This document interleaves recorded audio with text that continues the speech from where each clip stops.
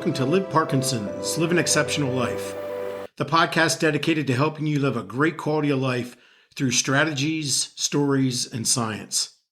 I'm your host, Chris Kustanbauter, and I've been living with Parkinson's for 15 years. Today's topic is Parkinson's. Unlock your stability with strength training. Imagine this.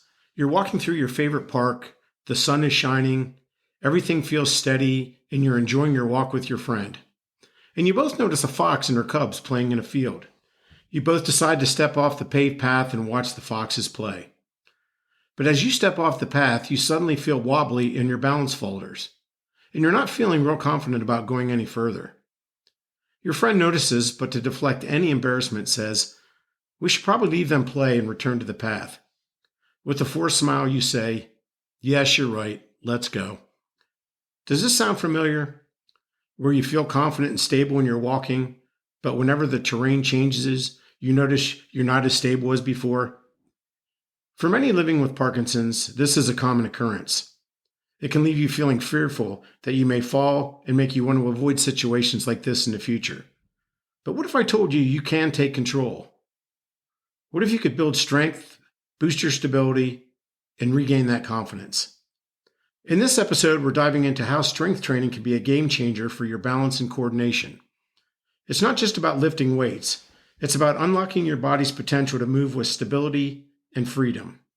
So if you experience balance and stability issues, I hope you'll join me on today's journey into how strength training can help you with your mobility, balance, sense of freedom, and independence. Okay, let's talk about the elephant on the table, strength training.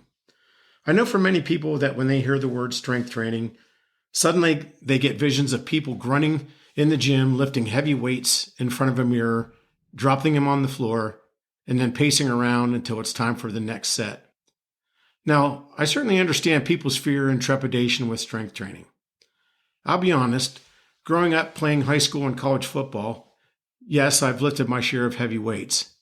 But as I've gotten older and hopefully wiser, strength training has really taken on a new meaning. Do I still lift weights?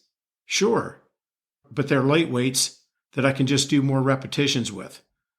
But I also do strength training with body weight exercises, resistance bands, or sometimes, depending on what I'm doing, just using household items. So hopefully this episode will help alleviate your fears. And remember, strength training doesn't have to be done at the gym. You can do it in the comfort of your own home, with either a personalized exercise plan or an online version. So with all that said, Chris, what will we be discussing in this episode? I'm going to break it down into 3 major segments. First, we'll lead it off with segment 1 on understanding balance and coordination in Parkinson's.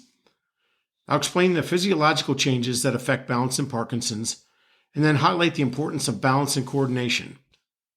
Then we'll transition into segment 2 on strength training for improved balance and coordination. I'll provide some key exercises for balance and coordination and their benefits and provide you with some safe and effective training tips and strategies. Finally, we'll move into segment 3 and address common concerns and where you can find support and additional resources. Now, before we dive in, I did want to provide this disclaimer because I want to keep everyone safe. Please do not start any new exercise or balance program before reviewing it with your healthcare professional to ensure it is appropriate for your specific needs. Also, please ensure that you are doing any exercises with supervision for your safety. All right, now I did want to preface that the key exercises that I'm providing were done in conjunction and reviewed with a certified fitness trainer who specializes in working with people with Parkinson's. So I don't want you thinking I'm giving you exercises that I made up or are way too difficult for people with Parkinson's. Okay, now that we put that out of the way, let's dive in and get started. So here's a question for you. Why do people with Parkinson's have balance and coordination problems? How do we go from someone who has had no problems with balance all their life and then slowly begin to have issues like stumbling, tripping, and falling? Well, oftentimes, as with a lot of things in life, it's not one specific thing, but a combination of things that occur over time. You may have heard the saying, it's the little things that add up. Well, with Parkinson's, it's similar. There are often a series of physiological changes that take place that add up and lead to balance and coordination problems. Let's look at these individually so we have a better understanding of what's occurring. Let's start off with reduced strength and flexibility. Now, why do we lose strength and flexibility and our muscles become rigid with Parkinson's? Muscle stiffness or rigidity is the result of muscle stiffening and the remaining tightened over extended periods of time. So according to the article, How Does Parkinson's Disease Affect the Body?, published in Medical News Today, the author Jennifer Fletcher states that muscle stiffness is one of the most common symptoms of Parkinson's disease. An estimated 90% of people with Parkinson's disease experience muscle stiffness at least once in their lifetime. Okay, why do 90% of people with Parkinson's get muscle stiffness? Here are some of the physiological changes that occur causing stiffness and reduced strength. First is loss of dopaminergic neurons. According to the article, Parkinson's Disease Pathophysiology, published at news-medical.net by Dr. Mandel, MD, Parkinson's disease is primarily associated with the gradual loss of cells in the substantia nigra. The area is responsible for the production of dopamine. And dopamine is a chemical messenger that transmits signals between two regions of the brain to coordinate activity. For example, it connects the substantia nigra and the corpus stratum to regulate muscle activity. The deficiency of dopamine leads to impaired motor control, which can then result in muscle stiffness and reduced strength. Number two is, as if the loss of dopaminergic neurons wasn't bad enough, another physiological change, basal ganglia dysfunction, can occur. Basal what? Basal ganglia dysfunction. That doesn't sound good. What is it? Well, basal ganglia are a group of structures deep within our brain that play a vital role in our movement control. Dopamine deficiency, which we just mentioned, leads to reduced muscle activation, which simply means difficulty in recruiting and activating muscle fibers, which result in weakness.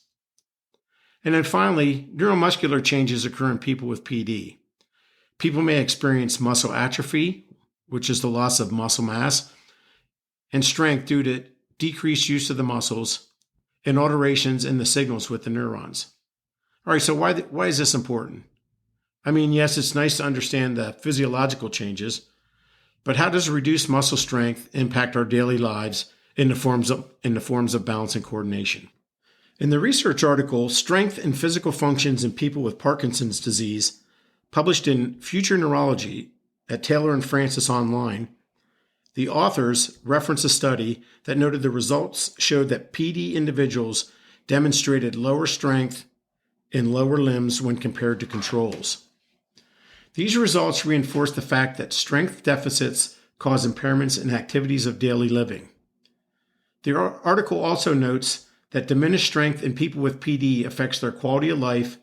Simple tasks such as rising from the chair become difficult, as do all day-to-day tasks. So, let's help to try to keep those muscles strong. Another physiological change that can affect our balance and coordination is impaired sensory function, like our vision and proprioception. Proprio what? Proprioception, in simple terms, is like your body's sixth sense. It's your brain's awareness of where your body parts are in space. So, imagine touching your nose with your eyes closed. You do this without looking because your brain knows where your hand and your nose are located. Bam! That's proprioception in action. Proprioception helps us to move slowly and gracefully, like dancing or playing a sport. It helps us maintain our balance. Amazingly, even when we're not looking at our feet, and it allows us to coordinate our movements, like reaching for a cup of coffee or walking up the stairs. Vision changes, on the other hand, can also affect our balance. According to the article, Vision Changes by the Parkinson's Foundation, some common Parkinson's-related vision changes are double vision, like the song from Foreigner in the 1980s, Double Vision. Dry eye, blurry vision caused by medication, and trouble voluntarily opening your eyes. So how does vision and proprioception impairments affect your balance and coordination? It causes difficulty navigating environments. Impaired vision can make it difficult to judge distance, see obstacles, and navigate busy places like restaurants and stores. It can also cause postural instability because reduced proprioception makes it harder to maintain your balance and adjust to changes in posture. And it can also cause gait disturbances as well. Now, if you want to learn more about issues with sensory function and balance, listen to my podcast titled The Secret to Better Balance: Unlock Your Senses. Now, the final two physiological changes that can occur and affect our balance and coordination is slowed reaction time, which I don't know about you, but my reaction time is significantly slower than it used to be. And I would definitely not be able to work in the Seattle fish market where they throw the fish at you and you have to catch it. And my opportunity to be an NFL wide receiver or a Major League Baseball catcher are probably out the window as well. And then in terms of gait abnormalities that can affect balance are shuffling and freezing. So if you experience either of these, please make sure your doctor is aware so that they can help you prevent falls. Now, the reason I wanted to discuss these physiological changes before we got into strength training was to highlight how these changes can have a significant impact on our balance and coordination. You know, we often don't think of things that we typically do automatically, like, say, for instance, our breathing and balance. We don't typically sit around saying, okay, Chris, it's time to breathe. And we don't typically pay attention to it unless there's a problem or an issue like shortness of breath or difficulty breathing. And then the alarm bells go off and we instantly know there's a problem. In fact, I just happened to experience that this past week when I developed pneumonia. So I became a little bit more aware of my breathing. Now, the same is true for our balance. As long as everything's going fine, we go around happy as can be. But once we start to stumble, trip, or fall, Houston, we have a problem. So balance, even though we often overlook it, like vegetables when the dessert tray comes around, it is something that is extremely important in our daily lives. Good balance is going to help us reduce our risk of falls, which can cause some devastating injuries and dramatically affect our quality of life. So here's a public service announcement from me to you and why preventing falls is so important. Now, my hope is that none of you experience a fall. Here are some sobering statistics on falls. According to the article Fall Prevention and Parkinson's by the Parkinson's Foundation, 60% of people with PD fall every year. And according to the article Parkinson's and Falls, Tips and Resources by the parkinsons.org.uk, among those who fell, 39% experience recurrent falls. Some common injuries that falls lead to are fractures, especially hip fractures, which often result in hospitalization and surgeries, head trauma, which I have some experience with, and contusions. Now, in terms of the impact on quality of life, falls can lead to reduced mobility, reduced independence, and can have psychological impacts as well by potentially leading to anxiety and depression over constant worry of fear of falling. That's why strength and balance training are so important as part of your routine and why I wanted to discuss it with you. All right, let's switch gears and get into the main focus of this podcast and talk about strength training for improved balance and coordination. And we'll lead it off with some of the key exercises and their benefits. And let's focus on core strength. Core strength. What are you talking about, Chris? What in the world is core strength? Well, let's talk about what muscle groups make up your core without going deep into specific muscles. After all, this isn't a medical school anatomy discussion. Now, the core muscles include your abdominal muscles, and just so you look like a genius the next time you play trivia, the rectus abdominis are your six-pack muscles, helping to give you a washboard stomach. Now, my two standard jokes are, I don't have six-pack abs, I have a keg, or I like to protect my abdominal muscles under a 2 to 3 inch layer of fat so they don't get damaged. All right, abdominal muscles also include your obliques, think love handles. Other muscle groups that are part of your core include your back muscles, your pelvic floor muscles, and your diaphragm, which is the primary muscle of breathing. So you may be thinking, Chris, I have Parkinson's. What does it matter if I have a strong core? Well, that's a fair question because you don't need to have a bodybuilding abs, but a strong core is going to act like a stable foundation for your body and help contribute to your balance and your coordination by improving your posture. Because core muscles are used to help us maintain proper posture, which is crucial for our balance. Core muscles also help with our stability. When you have strong core muscles, they help give you a stable base, which helps you shift your weight smoothly and maintain your balance when doing your daily activities. Core muscles help give us coordination because your upper and lower body are coordinated, helping you reduce the risk of falls, and a strong core is going to help us reduce the risk of injury by helping to support our spine and help protect it from injury. Okay, now comes the fun part, looking at some of the key exercises to help you develop a nice, strong core.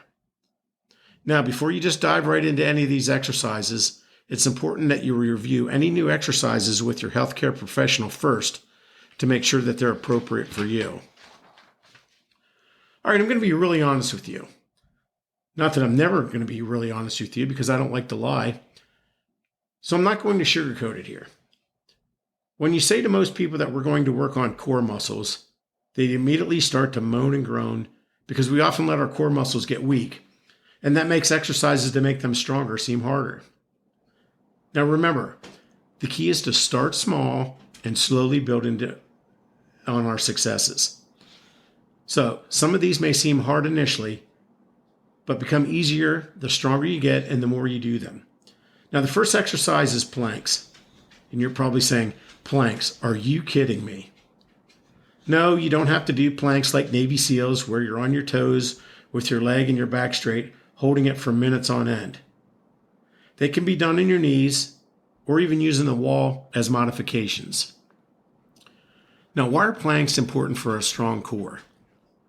Planks are an isometric exercise, and that means that you can hold a static or stationary position, and you're engaging multiple core muscles at the same time. And here's how they work. They engage multiple muscle groups, including your abdominal, your back, your glute, or your butt muscles, and your shoulders. Planks help to improve your posture by strengthening some of the muscle groups that we just mentioned that lead to proper posture, which helps us with our alignment and our balance. Now, most people dread planks because you're working on strengthening multiple muscles at the same time, which can be challenging.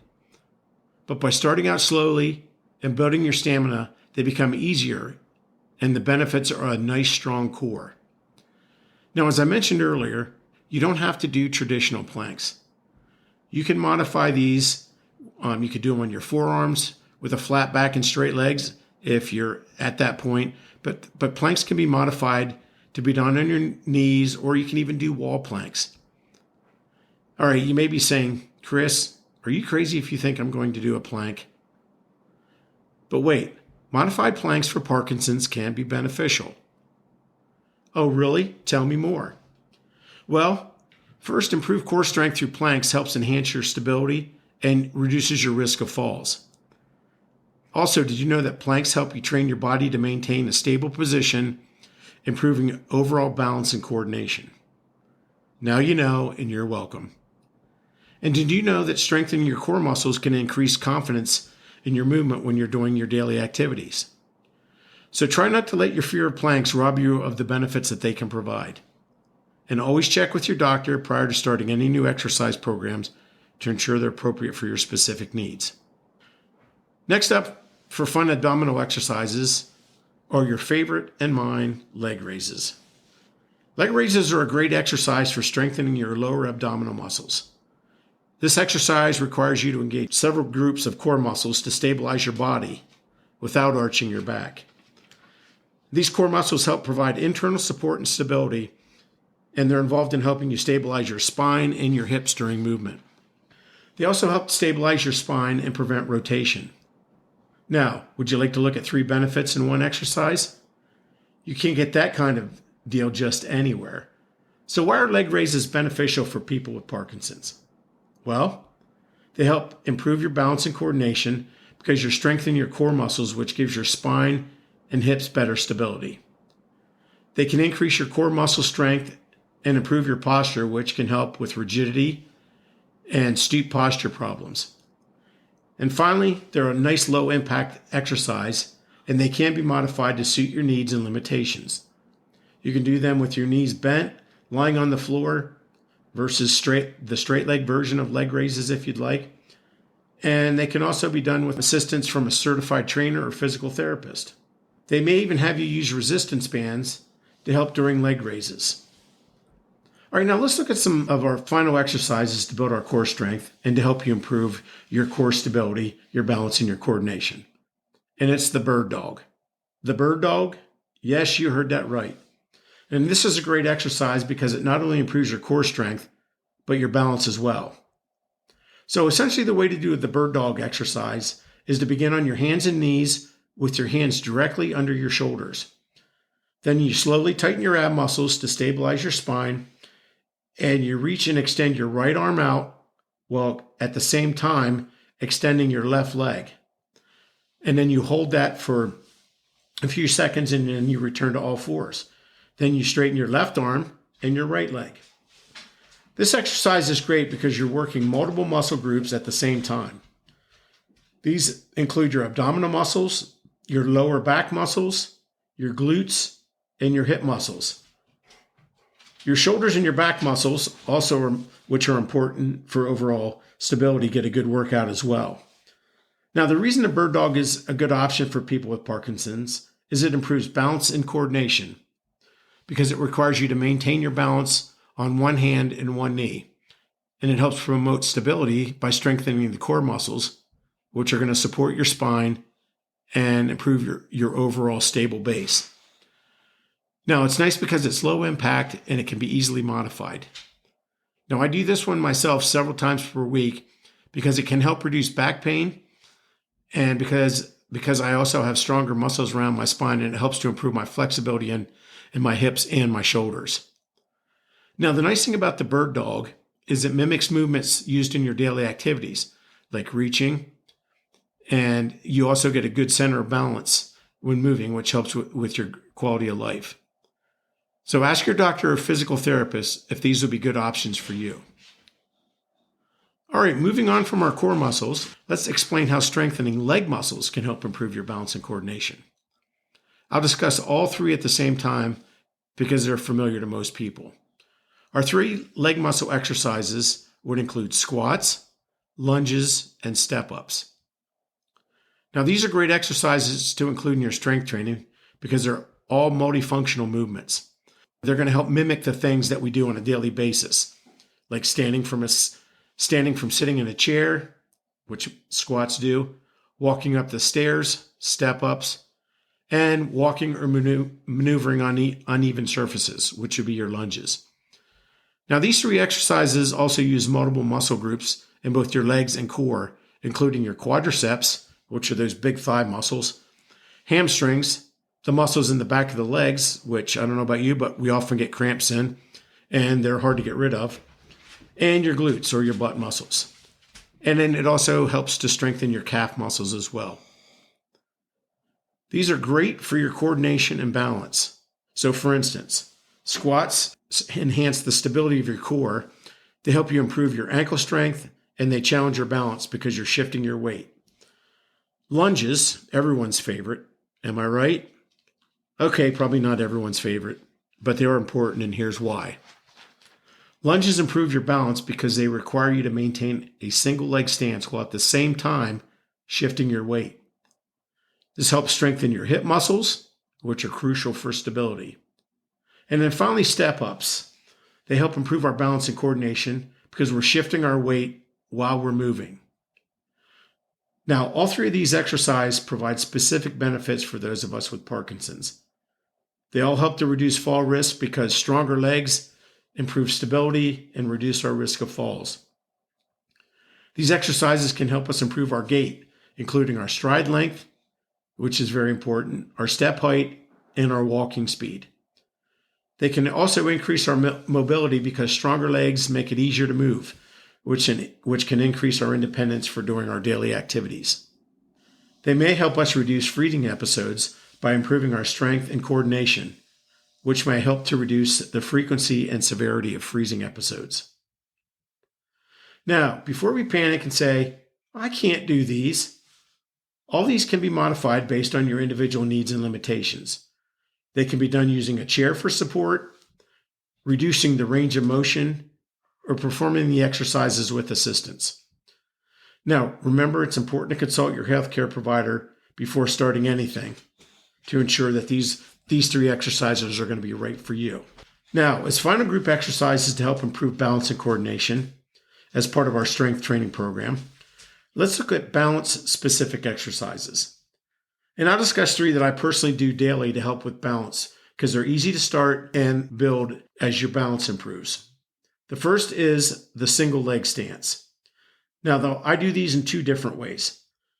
The first is holding on to something stable like a countertop. Gradually lift one foot off the ground and move it forward like you're stepping. Bring it back, move it to the side, bring it back, and then move it to the back and return. Now, when you first start this type of exercise, you won't lift your foot very far off the ground, or you may need to keep it on the ground and just slide it forward. That's perfectly acceptable as well. And as you get better at it, you'll be able to lift your foot an inch or 2 off the ground and move it forward, bring it back to the side, bring it back, and move it backward without touching your foot down. Again, always have something to hold on to when starting these for safety. Next up is the tandem stance, or I like to call it tandem walking. And this involves placing one foot in front of the other so the heel on the front foot touches the toes on the back feet. Think of watching a police officer testing someone for driving under the influence of alcohol or drugs, where they have to walk placing one foot in front of the other on it, usually the white line. Now, this is a great balance exercise because it challenges your balance, because it narrows your base of support. It helps to improve your posture and maintain your ability to maintain an upright position because you'll be swaying when you first try these. Now, this helps to strengthen your ankles and your leg muscles. It also helps with your proprioception, which, remember, is a sense of your body's position and movement in space. And finally, this exercise boosts your confidence. As your balance improves with these, so does your confidence. Always do these with supervision and using a stable support as needed. And listen to your body. If you feel dizzy or lightheaded or are losing your balance, stop immediately. Remember to ask your doctor first if these are appropriate for your personal needs. Finally, for balance, reaching exercises are great for challenging your balance and coordination, while at the same time simulating activities you do on a daily basis. So practice reaching above, reach to the side, reach at an angle, reach down to your knees. Again, do these while being supervised. Now, as I mentioned before, I spend 10 to 15 minutes every day on balance exercises, and it has dramatically increased my balance, coordination, and stability. And I really don't have that much of a fear of falling. Now, remember to always consult with your healthcare provider before starting any strength training exercises. We discussed to make sure that they're right for you. Alrighty, let's quickly give you some tips for effective training. Start slowly and gradually increase the intensity.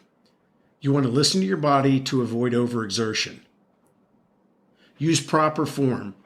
Focus on quality of movements over quantity of repetitions. And then work with a physical therapist or a certified trainer for instructions on how to do the exercises properly. Consider using assistive devices. If you need canes or walkers or balance aids, you can use these for support as well. And then work with a qualified professional. A physical therapist or exercise specialist can create a personalized plan for you. Okay, now we're well schooled in understanding balance and coordination with Parkinson's and specific strength training exercises to improve our balance and coordination.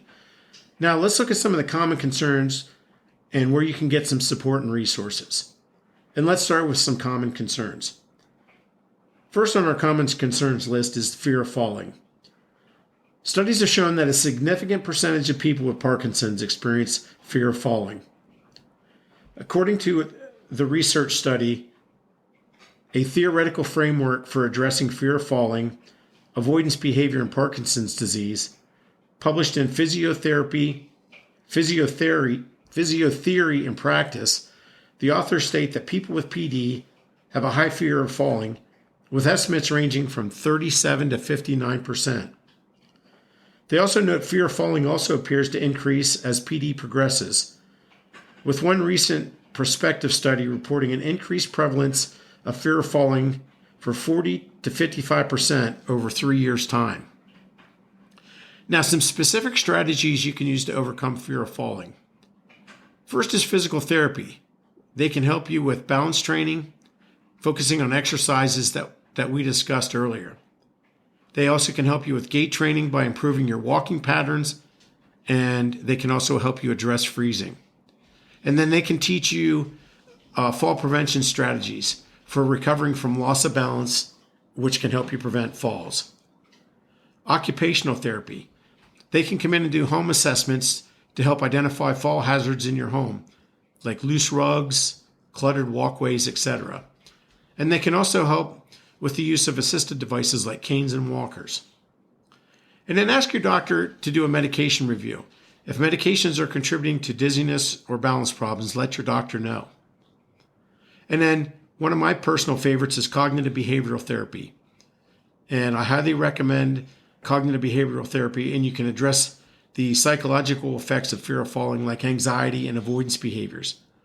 Check out my podcast on Parkinson's and anxiety and how cognitive behavioral therapy can take back control.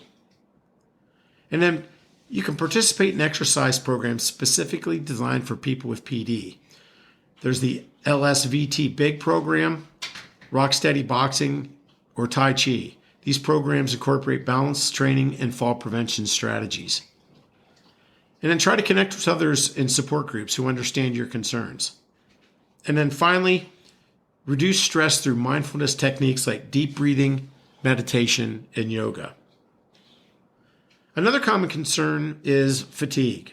To help overcome fatigue, start slowly and gradually increase the time and duration of your exercises. You want to listen to your body. Rest or reduce the intensity of exercises if you feel fatigue. Break up exercises into 3 10-minute sessions and spread those throughout the day. You're still getting your 30 minutes. It's just broken up into 3 10-minute blocks. And then finally, incorporate rest periods to recuperate and recover, and then also make sure you get adequate sleep.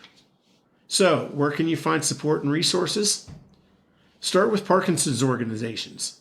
Now, I recommend the following: the Parkinson's Foundation, the Davis Finney Foundation, whose focuses on living well with Parkinson's, the Michael J. Fox Foundation, and the American Parkinson's Disease Association. Another thing you consider is telehealth options.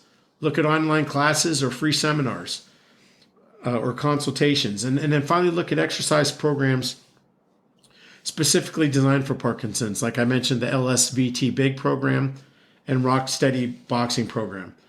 And I personally done both, and I highly recommend both of them. They both will definitely help you with your balance. Now, Parkinson's may throw us curveballs, but strength training empowers us to hit them back. By incorporating these exercises into your routine, you can unlock greater stability, improve your coordination, and reclaim your confidence in movement. Now, remember, you're not alone in this journey. Take the first step by consulting with your healthcare professional to develop a personalized plan that's right for you. With dedication and the right support system, you can experience significant improvements in your balance and coordination and your overall quality of life. It's all about taking control and living life to the fullest, even with Parkinson's. Now, for more Parkinson's resources and to stay up to date on the latest research, visit liveparkinsons.com. Subscribe to the free monthly newsletter to get valuable tips and strategies delivered straight to your inbox.